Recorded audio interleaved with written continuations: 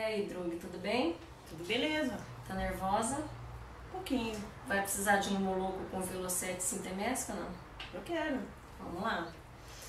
Bom, se vocês não estão ponhando nenhuma eslovo do que estão esluteando, com certeza vocês não leram esse livrinho aqui, tá? O Laranja Mecânica, de Anthony Burgess.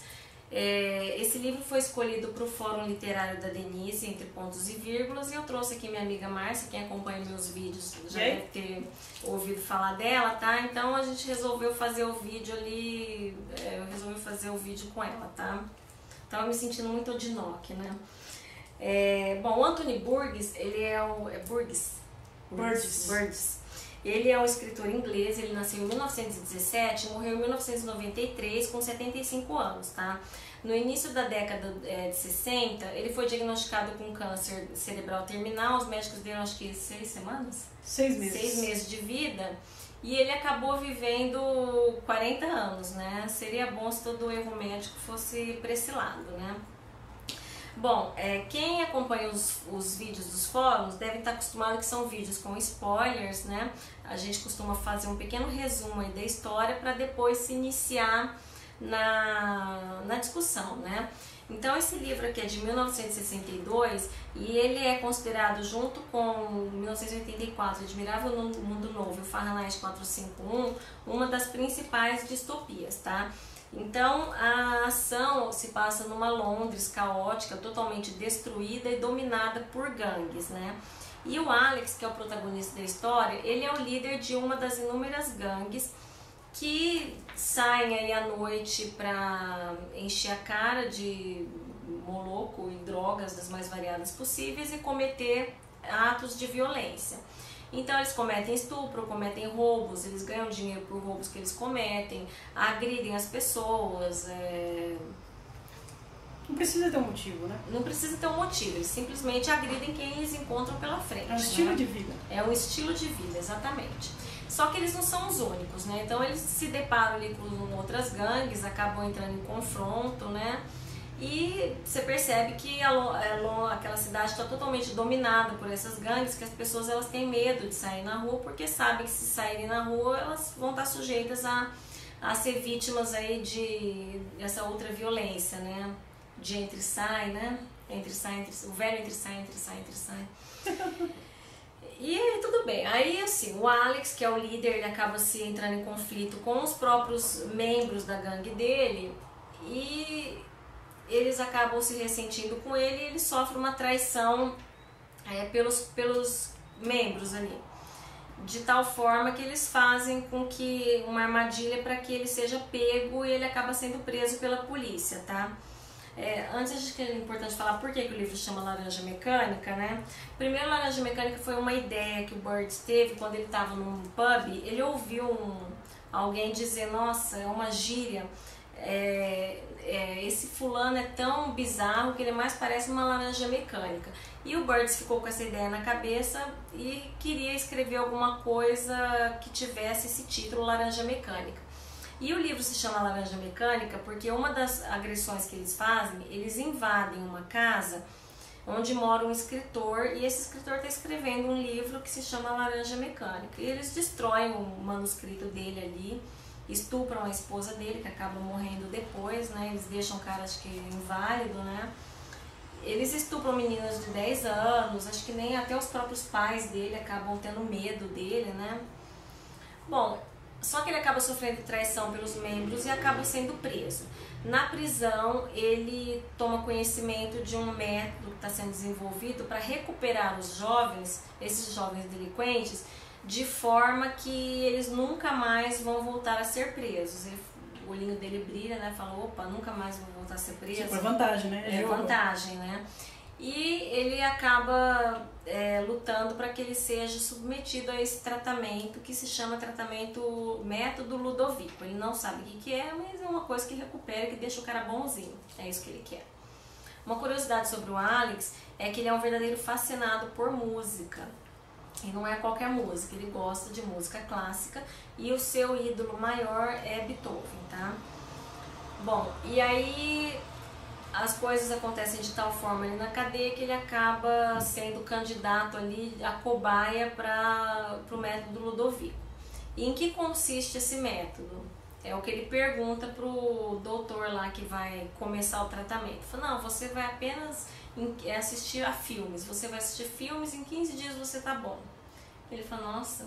Fácil, né? Tô comendo bem, tô dormindo numa cama só minha, sem ter que dividir a cela com um monte de gente. Agora eu vou ficar assistindo filme e ainda vou sair daqui em 15 dias, que acho que ele ia ficar anos preso, né? Com certeza. Beleza, né? Então ele assina nossos papéis e começa a primeira sessão de filme dele, onde ele é totalmente amarrado, ele não consegue mexer absolutamente nada, nem os olhos ele consegue fechar, eles grampeiam os olhos dele para garantir que ele consiga ficar o tempo inteiro assistindo aquilo lá, tá?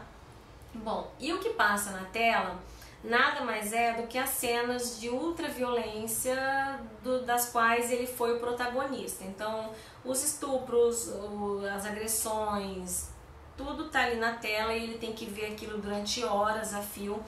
Cenas de guerra também, cenas de guerra, cenas de guerra, do nazismo. E o golpe de misericórdia que deu nele é a trilha sonora que eles escolhem para aqueles filmes, né? Que é do ídolo dele, Beethoven, e a obra maior dele, que é a Nona Sinfonia. Aí que ele fala que ele pede água, né? Fala, não, pelo amor de Deus, me tira daqui. Isso é como que ele fala, eu achei legal ele falando assim, não façam isso com o coitado do Beethoven, ele não merece associar a música dele. Ele nunca fez nada de mal pra ninguém, né? Ele nunca fez nada de mal pra ninguém. Isso é uma abominação. Uma abominação, eles colocarem a Nona Sinfonia como trilha sonora de uma cena horrorosa do nazismo, né? Então, bom, detalhe, antes dele assistir o filme, eles injetavam uma medicação nele que fazia com que ele se sentisse mal, tontura, uma ânsia de vômito violenta. Então, quer dizer, nada mais é do que um reflexo condicionado.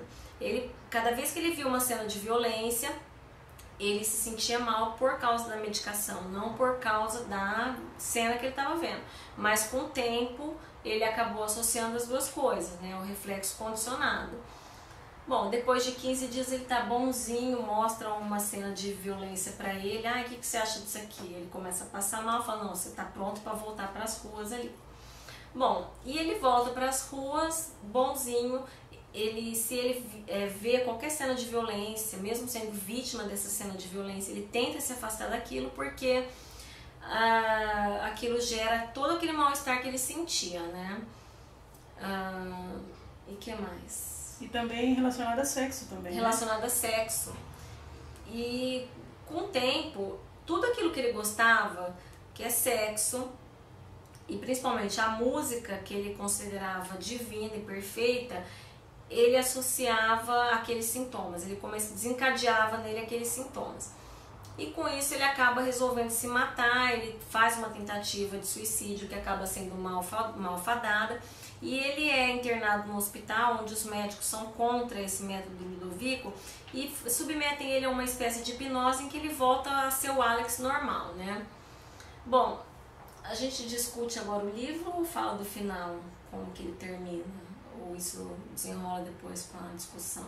Deixa pro final. Deixa pra falar com a discussão? Isso. Vamos discutir um pouco agora sobre o que fala o livro, né? Eu quando comecei a ler, eu não estava gostando do livro, porque o livro é só cena de violência o tempo inteiro, eu estava achando que aquilo era uma violência gratuita e eu estava me questionando o que o autor estava pretendendo com aquilo, não estava entendendo. O método Ludovico, você também? Passando mal? Não. Incomodando? Pra falar a verdade, o que me incomoda naquele método Ludovico é o tal do negócio de grampear o olho dele. Qualquer coisa que mexe com o olho me dá muita aflição. Tanto é que eu já tentei, há muitos anos eu tentei assistir ao filme, eu não consegui por causa daquela cena. Nossa. Eu adorei, eu acho que eu tenho problema, né? Não, mas agora eu vou ver de novo, porque lubrifica o olho dele, lubrifica, né? Claro. Não é tão mal assim, mas dá aflição, né? O cara lá grampear o olho dele, né? E sobre o que... E por que aquele método não é legal, né? Pô, o cara ficou bom, né? O cara não pode ver violência. Mas ele escolheu aquilo? Não, aquilo foi imposto pra ele. Não foi uma escolha que ele fez.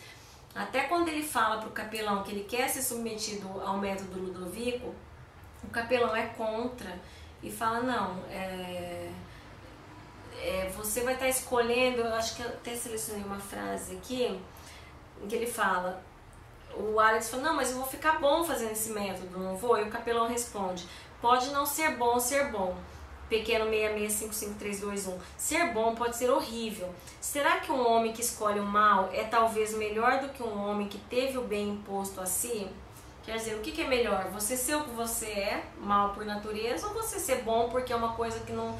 Ele não teve escolha, né? Na verdade, ele não teve escolha. Aquele comportamento que ele passou a ser desenvolvido, que ele passou a desenvolver, foi uma coisa que foi imposta de forma condicionada. Igual aquele cachorrinho lá do Pavlov que olhava, ouvia a campainha e salivava, né? A verdade é essa. Então, mas aí eu acho que também levanta uma questão. Será que nós todos somos livres, realmente?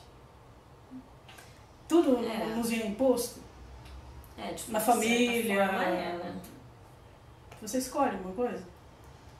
A gente na educação, a gente tem algumas regras básicas que a gente tem que seguir, né? Que realmente, se você não seguir aquilo, você... É que ali ele coloca o extremo, né? Pra exemplificar. Não tem como você ficar do lado dele no começo, né? Ele estuprava meninas de 10 anos, ele agredia idosos, não era nem aquela coisa de igual para igual, era uma coisa, quem ele via na frente, né? Ele sai atropelando animais na estrada.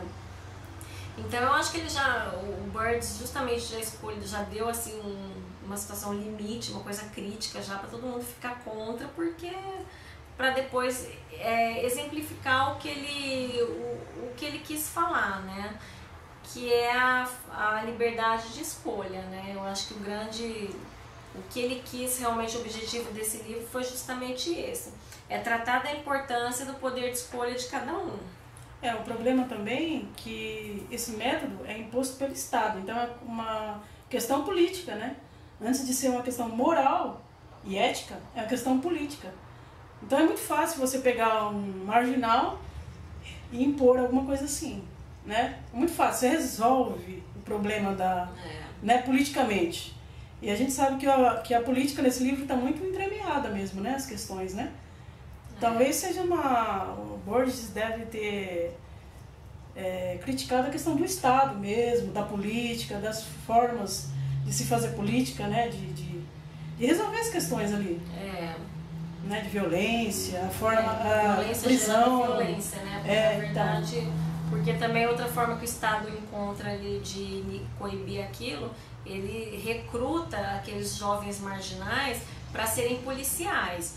E eles meio que incentivam eles a, por debaixo dos panos, pegarem aqueles jovens delinquentes, levarem lá para uma periferia normalizar, né? Descer o couro, né? Exatamente. Então, quer dizer, violência gerando violência. Isso resolve alguma coisa? É ilegítimo, né? É uma ação ilegítima. Você você se serve do mesmo expediente, né? Você pune com o mesmo expediente que aquele cara está fazendo violência na sociedade. É a mesma coisa, é um jogo. É muito bizarro isso. O Birds, em determinado momento, eu acho que ele ficou meio assim, porque o filme ele acabou ficando mais conhecido do que o livro, né? Porque as pessoas mais vão ao cinema do que leem livros. E ele até se ressentiu quando falava assim, Laranja Mecânica do Kubrick. Não, Laranja Mecânica foi eu que escrevi, né? Mas assim, a maioria das pessoas conhece o filme, né? E às vezes não leram o livro.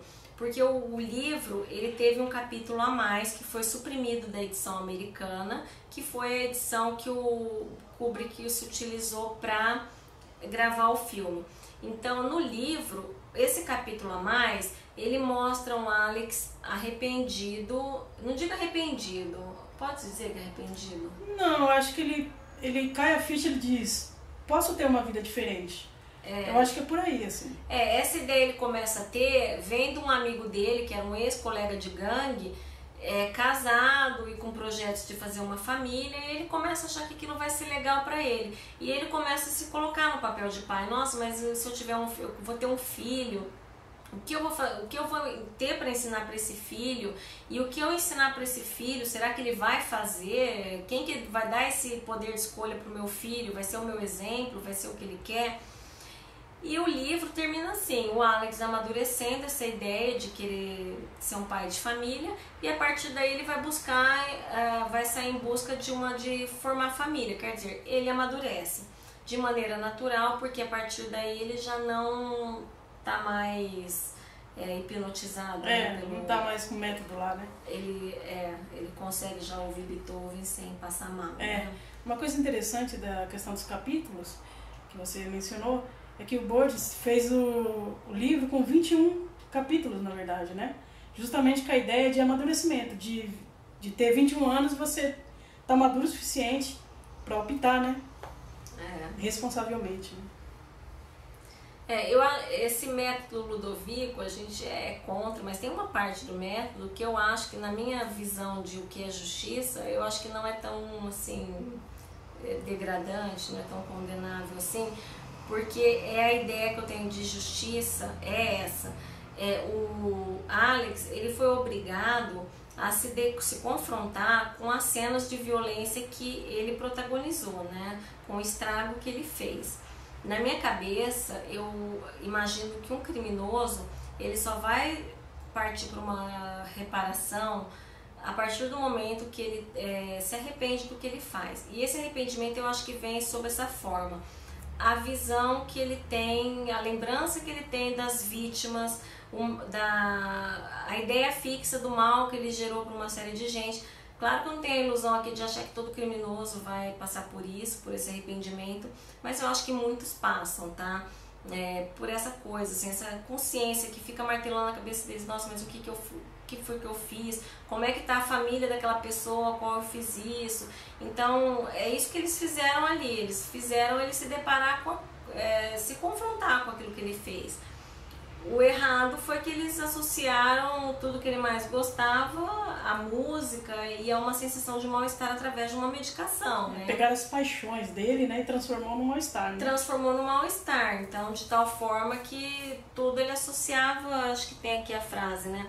Vejo claramente essa questão sobre os condicionamentos de marginais.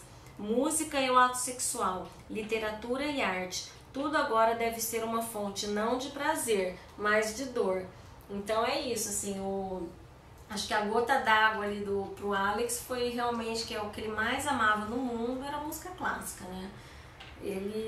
Quando ele percebeu que ele ia ouvir uma música do Beethoven e aquilo fazia ele se sentir extremamente mal, foi a partir daí que ele falou, não, eu quero morrer, eu quero, sei lá, voltar pra prisão, eu quero... Nessa parte, no filme, fica bem visível assim, a gente percebe que quando ele está sendo exposto àquelas cenas de violência, inclusive de guerra, de Segunda Guerra e tudo, mas quando entra a trilha sonora, que é a nona do Beethoven, ele se sente mal por conta da trilha sonora estar ilustrando aquelas cenas. Não a cena que está passando, né? Isso que é engraçado, ele deixa bem aí que tá, bem por definido. Isso que realmente que não funciona, né? Não é um arrependimento verdadeiro, ele não está sendo bom, ele está passando mal. Tanto é que assim, às vezes chega uma hora, eu fiquei com muita raiva dele no começo, porque, como eu falei, nem criancinha de 10 anos escapava. Então eu sabia que o que ia acontecer com ele no final. Eu falei, não, eu não vou ficar com pena dele, porque eu acho que tudo que acontecer com ele vai ser pouco, né? Mas eu cheguei a ficar com pena dele, assim, que em determinado momento, né? Você chegou a sentir pena do Alex? Não. Em nenhum momento. Eu não sei. É muito forte as cenas, né, do livro, né? Sei lá. Eu acho que é um momento que você pensa assim, tem que ser punido da pior forma possível, né? Não sei. Mas é que você vê que não resolve, né? O cara não mudou por si só, né? É que nem a gente estava comentando. É ilegítimo, né? O Estado fazer isso com uma pessoa, né? Isso não é justiça. Isso não é justiça, né? Isso é uma punição terrível. Tirar a escolha dele. Tanto que o capelão fala, né? Se tiram a sua escolha, você não é um ser humano mais. O que você é? O que você se torna? Um animal, né? Que é baseado nos instintos, né? Aparentemente, o condicionamento forçado de uma mente, por melhor que seja a intenção social, é maldade. Quer dizer, também é maldade que estão fazendo com Alex, né? Não dá pra falar pobre Alex também, né? Não, ele mereceu, né? Não, acho que ele mereceu, vai. Aí o que será que vai ser do futuro dele, hein? Então, o que eu achei bacana no livro, no final, foi justamente isso. Ele olhar além do que aquilo que ele estava vivendo, aquilo que ele estava acostumado. De repente mudar, de ter um estilo de vida diferente que ele pode assumir para ele. Né? Uma espécie de redenção mesmo do personagem. Bom, eu acho que esse livro eu gostei, eu comecei avaliando ele em 2, mas acho que no final da leitura eu consegui entender bem assim, o que o Burns, a mensagem que ele quis transmitir, né? A questão da escolha, a questão da violência, a questão da imposição. Então eu acabei que eu avaliei em 4 estrelas, eu gostei. Tem a questão essas palavras que a gente falou aí, porque o livro ele é falado com uma gíria em que o Burns, que viveu um tempo na Rússia, ele mistura o inglês com a língua russa, tá? E formando a gíria das ruas ali. Quando esse livro foi editado, ele foi contra que se colocasse um glossário no final. Tem gente que opta em ler olhando o glossário que tem no final do livro. No começo eu estava olhando, tá? Só que depois você acaba se cansando, que são muitas palavras, mas dá para entender. Você não leu, né, Márcia? Não li, eu optei pelo estranhamento mesmo da linguagem. Né? Mas pelo contexto, assim, depois você percebe que não precisa, tá? Não precisa. Exato. E assim, eu fiquei uma semana falando as palavras lá. Mas é engraçado, porque dá pra você conversar, né? O cara criou um dialeto praticamente, né? Uma língua. Porque eu acho que tem 200 palavras aí, criadas por ele. Então dá pra você conversar aí tranquilamente. Horror show. Fora as ilustrações, né? Deixa eu mostrar aqui. As ilustrações são muito bonitas. Mas eu não sabia que um dos convidados aí pra ilustrar é o Dave McKean. É um ilustrador fantástico, ela né? é perita em HQ, hein? Não exagera. Então, é o cara que fez o Asilo Arkham, né? Eu acho que a Panini tá até editando. E ele fez capas de Sandman também, Neil Gaiman. Ele fez muita coisa legal. Esse aqui é o Angeli, né? O Angeli brasileiro, né? Bem legal também. E um argentino, como é o nome dele? Grillo, né? Oscar Grillo. Bom, o traço do Angeli é bem característico. Muito legal. Mostra do Maquinho, acho que eu conheço. A cena do método Ludovico aqui. Bem bizarrão, né? Qual que é esse aqui? Esse daí é do Maquinho. Bem bonito. Bem legal. Do Grilo também, ficou bem legal também, gostei.